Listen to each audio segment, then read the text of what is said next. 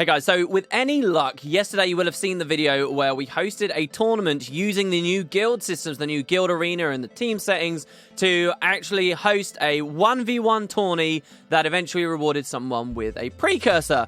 Actually outranged the longbow for a second. There's the painted hounds of Balthazar that won the fight for him before. They leap in, they do a fair amount of damage. There's some serious stickiness. I can't believe it! And the pistol range damage again! This was really well received. A lot of people thoroughly enjoyed it. And most importantly, I thoroughly enjoyed hosting it. I know before Heart of Thorns came out that a lot of the Guild Hall stuff seemed like it was going to be a big game changer. And I guess it slipped away from me that we're 2 months after the release of the game and I've really not played with it very much. So today I got inspired. Today I had a bit of a sit down and I started thinking about all the different things you could do specifically with the Guild Arena. You know, it's one of those funny things you don't... Perhaps there are communities out there. There are guilds out there who are already making massive use of this thing, having big events that happen every week, doing really creative stuff.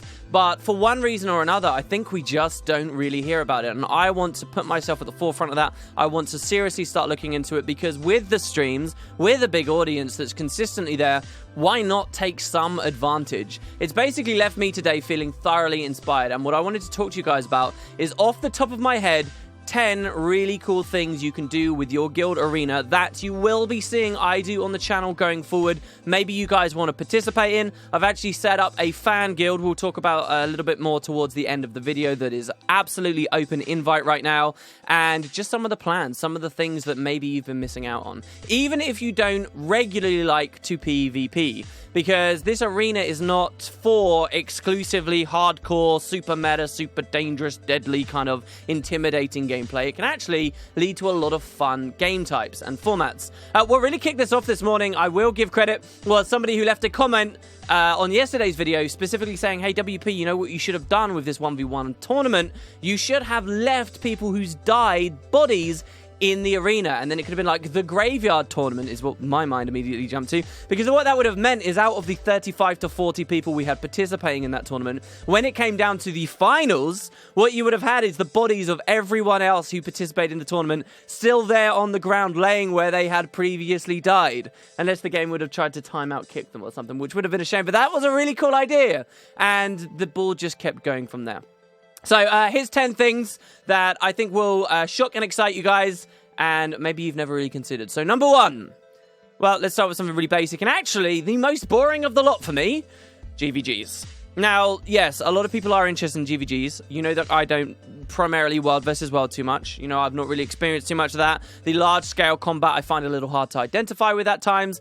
But I do appreciate that this is a part of the game. It's just I think that when it comes to the arenas, they are a little bit too small. I think a few people were predicting this before the game came out. Specifically, you have to remember that the Gilded Hollow arena is bigger than the Lost Precipice, and even the Gilded Hollow kind of will struggle to fit like 20v20s as some people would like to do. You certainly wouldn't be able to play with too many decorations or change things up very much from there, but it seems like mostly, you know, GVGers on the big scale in terms of world versus world like the kind of big open fielding anyway. ArenaNet do remember, actually one of the things on the table that I never mentioned on a recent video is they did state that there was going to be some solution for this, like some kind of like fully instanced other guild arena, and we'll see how that goes at some point. But GVGs are a thing you can do. Maybe you can go down to 10v10s and do things fairly comfortably. Basically the idea of team deathmatch. Okay, that's our first idea. Nothing too crazy, and the reason I say that it's not too exciting, for me at least, is because, well, we do have Heart of the Mist, and if you're trying to do team deathmatch, you may as well have a custom arena there. There is a distinction between these two systems. For your average player looking in, it might be like, why is Wind Potato so hyped about an arena? I mean, it's basically just Heart of the Mist, except now people can have crazy stats, and there's loads of different stat combos, and basically it introduces unfun builds. You know, the PvP devs specifically said before, there are certain amulets and stat sets they are not willing to have in actual PvP, just because they feel it leads to unfun stuff, and it's like, oh, well, we've just got no restrictions here, except you have to grind to get your build ready. So, you know, the excitement really isn't there for stuff as basic as team deathmatch or trying to do hyper-competitive things for me. All right, moving on, though. The next format you could easily play with, Rumble Pit. So, for those of you who are unaware, there are 3 teams you can pick once you have everything unlocked in your arena, but there is also a free-for-all mode where everyone is against everyone else. So you could just dump 20 people in there and go nuts, all right? Now, depending on how many players you pick, obviously, I think the fun of this is going to shift quite heavily. This will be what we experience, I guess, over the streams as we start to play this for ourselves. But specifically, having come from other FPS games, Halo is my main thing that I look back at. You know, they used to have Rumble Pit there. They were decently sized maps. These, of course, will not be as big as those. But, you know, when you got to somewhere around 8-man and you make it a free-for-all, you make it one death counts, and it's basically just the last man standing out of an 8-man free-for-all. We've already seen, for what it's worth, that in the Auric Basin, ArenaNet went with something like this. They standardized everyone's builds, which is not something you can easily do in these arenas, and I'll talk about it a little bit later. But at the very least, that's fun, you know, like the idea that you can bung all these people into a relatively small space, and last man standing is pretty thrilling, it's pretty exciting. So even just Rumble Pit, 6 people in the arena, 8 people, 10 people, however many you want, that's definitely an easy format you can go into. And right away, you should see, you don't have to be amazing at PvP for that. I mean, it's Rumble Pit, right? Like, even if you're terrible, even if you've got no idea what you're doing, if you just, like, hang around the fringes, you get a little bit lucky, you tag a few people and contribute to some deaths, maybe you're left at the end with all your health, all your cooldowns, and the last guy is, like, you know, struggling with barely a leg to stand on, and all you do is flick him, and you know, you're the victor. It's just a bit of good fun, and this is the kind of thing you can do with even small guilds. Next game type is multi-team. So multi-team is one I am particularly interested in. So multi-team in the arena, because we now have a blue team, a red team, and a green team, what you can do is have a 3-way battle specifically, and each of those teams can have more than one player. So you could have multi-team where you've got 2 friends who duke it out against another team of 2 friends, against another team of 2 friends. Or you could have 3-man group sizes, right? So all in all, that would be like a 6-player battle that you could have there, or 9 people. These aren't massive numbers that you'd have to deal with. And again, when you are dealing with these specific game types here, you really don't have to change the arena up very much, right? Like, we'll talk more about the decorations very soon. This is, again, just something very basic you can do. But the problem with it is ArenaNet only gave us 3 teams. I feel like that's a little bit too few. It's not as many as I would have liked, certainly. And this would have been much more interesting if there was a yellow team and a black team and a white team, and you could do as many as you want. However, that idea of having more teams, actually, you can still accomplish, and it puts a very interesting twist on some new formats, some new game types maybe you didn't think about. So that segues me nicely into what I've wonderfully dubbed multi-team chaos. So let's say you do want, you know, your yellow and your black team and whatever. Well, all you do is you put everyone in there on free-for-all. And this changes the dynamic of play in a big way. What it means is friendly fire becomes a part of the game. So, you know, you can have 20 people go into the arena. They're all on friendly fire.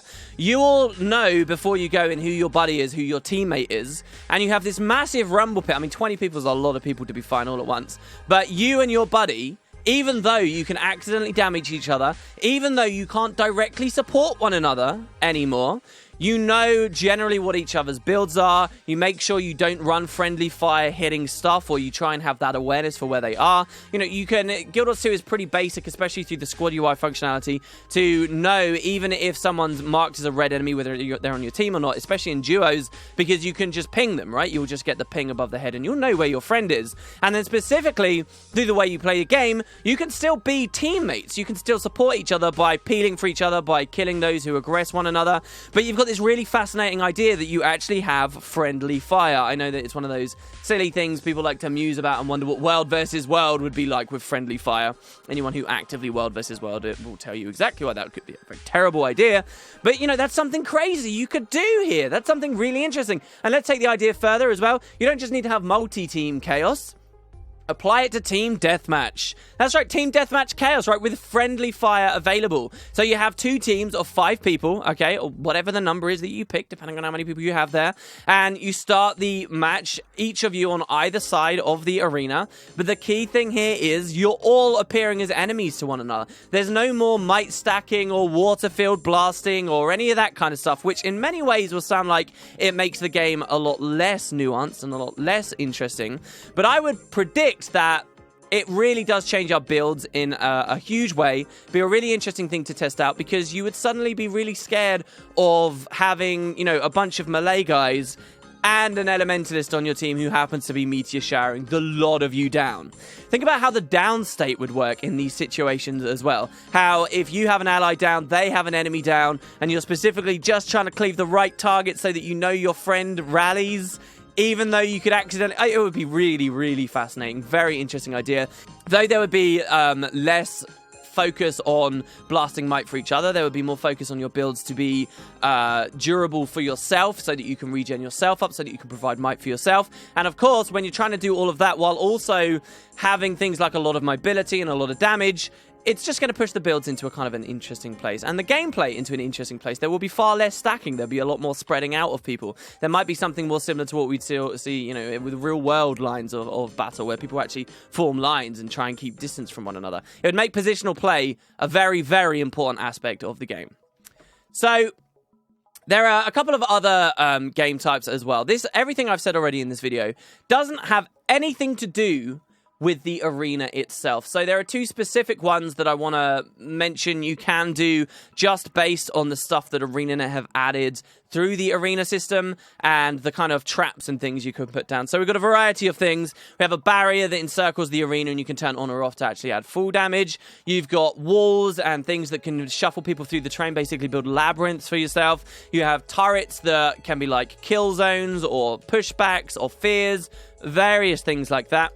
But the one that really does enable a lot of game types, in my opinion, is the torch. So there are literally just little torches you can drop down, and by pressing F on them, they just light up or turn off. Now, you can look at that in a really basic way and think, oh, this is just for keeping score. You know, if you're having a multiple rounds, you know, best out of 3, you just light the torches as it goes along. But think further than that. Think about actually including that in the game types. For example, Assault. Assault is a very easy game type to implement. This is basically the idea, you know, in an actual FPS, for example, it'd be your team has a bomb that you are trying to place in the enemy team's base to detonate it, and should you succeed at blowing up their base, then you win the round. It's kind of a version of Capture the Flag, which we'll talk about in a second, but this can be really easily done in Guild Wars 2, these arenas. This is a game type you absolutely cannot experience over in Heart of the Mists, and all you literally have to do is build maybe some interesting terrain, some interesting geometry, even if it's something as a very basic little walled-off section in one half of the arena and another that vaguely represents a base that people have to worm their way into, and say you can't jump over these walls, and on the inside of it, you have a torch. And let's go low with the player count at the moment. I definitely think there's going to be a balance here where low player count formats and game types need more terrain in the arenas to make them interesting. But you have, say, a low player count, maybe it's 3v3, and your goal is to get into their base, activate their torch, and if no one on the enemy team comes in and turns the torch off after a certain period of time, 5 seconds, 10 seconds, 15 seconds, whatever the flow of the matches feel like, then if that occurs, then you win the round, because you know that would be like the countdown for the bomb eventually ticking off, and that's your disarm mechanic. It's really that easy. So let's have a look at the idea of CTF as well. CTF would just be a slight twist on this. Capture the flag. Instead, this time you go into the enemy base. You turn. Each base would have 2 torches in it this time. You go into the enemy base, and you flick the switch, you press F on that torch in the middle, and this represents the fact that you've taken the flag. And then if that same player runs back into their own base and hits their corresponding switch before the other team manages to, then they succeed. But if that player is killed in the middle of their route back, then they're going to have to return again. This one would be a little bit more fiddly to play with, but in general, these are still very simple ideas that would take very little reffing, very little honor rules. It's fairly obvious what's going on exactly at any point. And that's kind of what I want to segue into for the last 2 game types. Sorry, the last 3 game types. And this is the idea of if you can trust honor rules. So this is what I'm very curious about playing with in the future. An honor rule, for those of you guys who don't know, is where you have a rule and you just kind of have to trust that the people participating in your game are following that rule and not cheating in any way.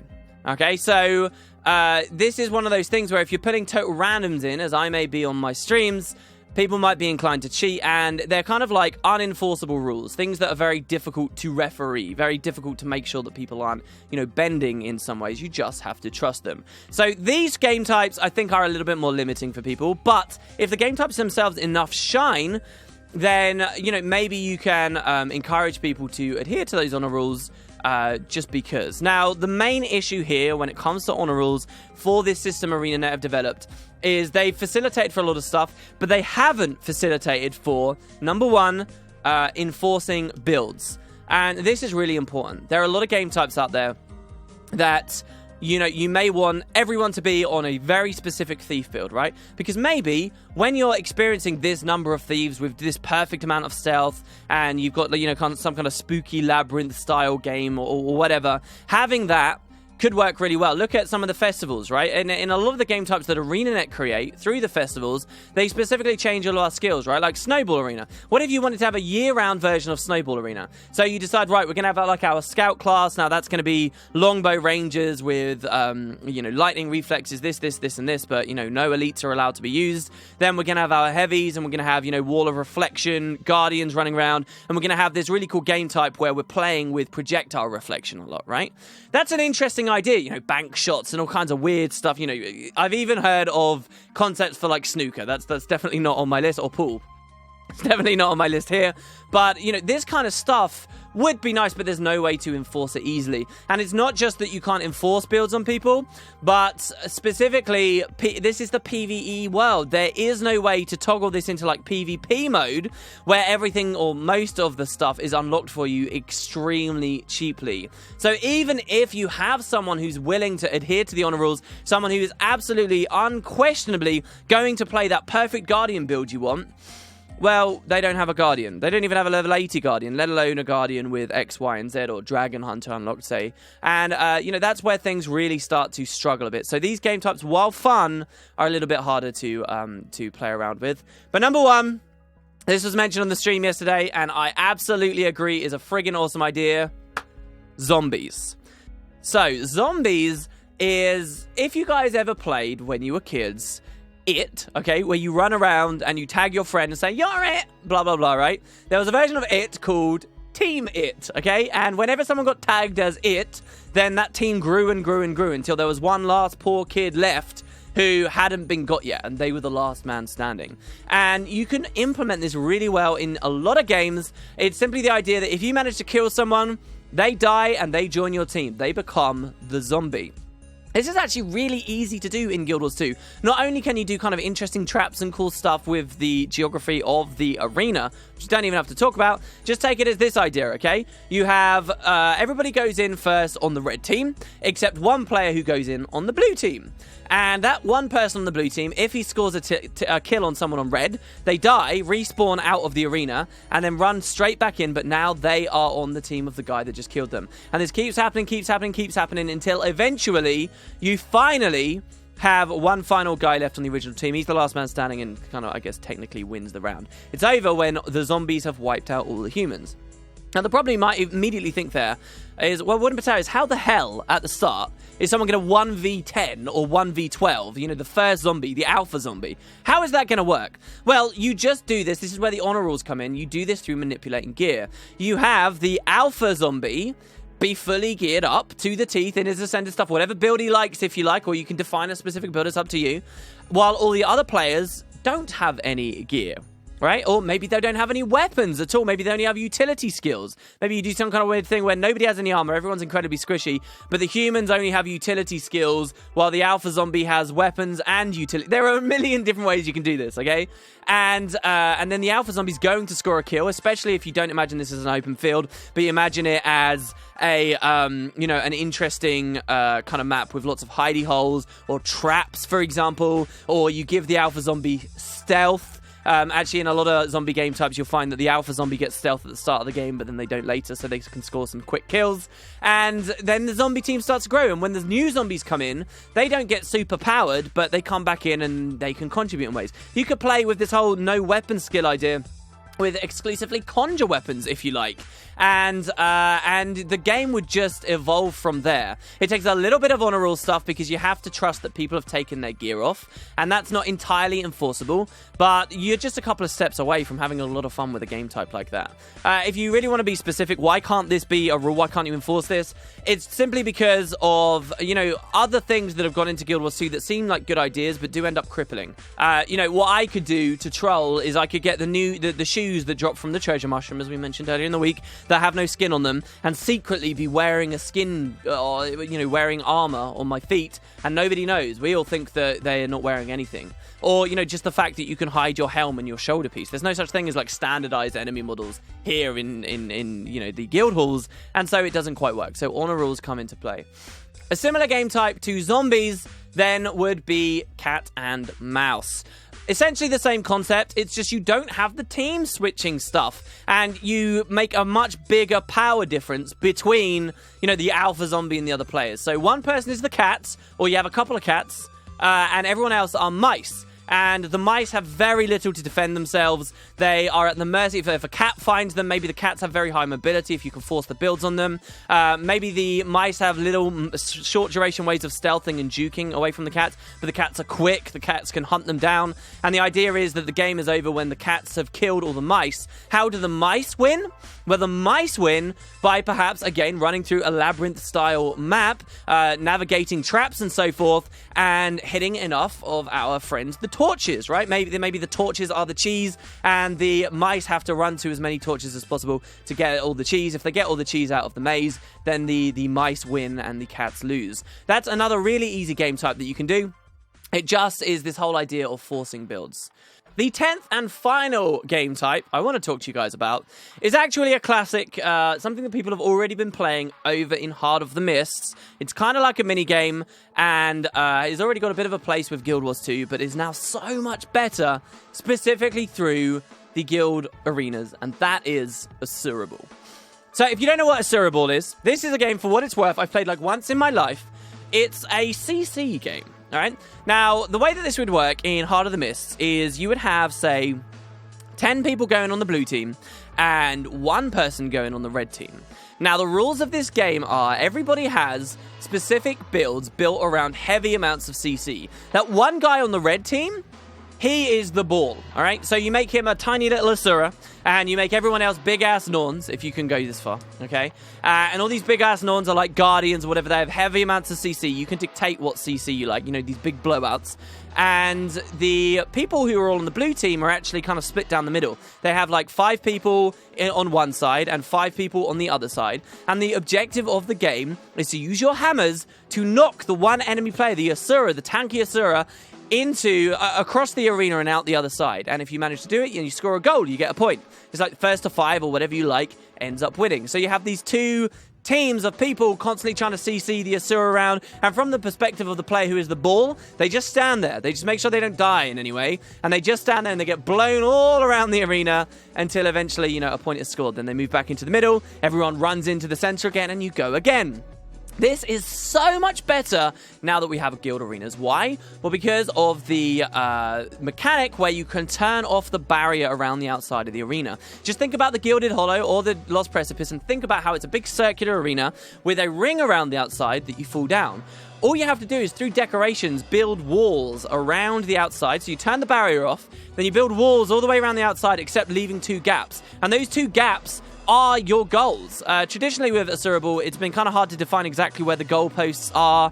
People would do weird things like drop banners next to them, and then the banners would expire after a while. But now you literally know if a goal has been scored or not, because the objective is to knock the Asura out through the floor. And you just go crazy with your CCs there. Even better now, there's other versions of ASURABALL that can be run because we have 3 teams. You can actually have a blue team, a red team, who can CC one another and line back and aggress one another now, because they're not all on the same team, with the ball on the green team. And everybody pings the ball, and now you've got even these extra plays where you can be more offensive against your foes. You can add an easy rule here as well, that if anybody kills anybody else, then that team forfeits a point or something, so that people don't try and run stupid, like damage builds. Or you can even make damage a part of the battle.